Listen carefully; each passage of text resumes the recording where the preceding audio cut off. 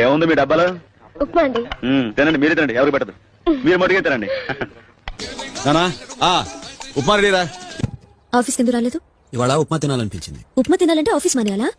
పొద్దున్న నుంచి ఉప్మా చేయడం నేర్చుకుని కరెక్ట్ గా చేసేసరికి ఇదిగో ఈ టైం అయింది. డబ్బాలో ఏంటి? ఉప్మా. ఫ్యామిలీ మొత్తం ఉప్మా తిని బతికేస్తున్నారా నాన్న?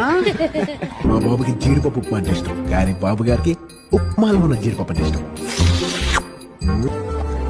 జీడిపప్పు ఉప్మా టేస్ట్ చేసి ఎలా ఉందో టెక్స్ట్ చేయి.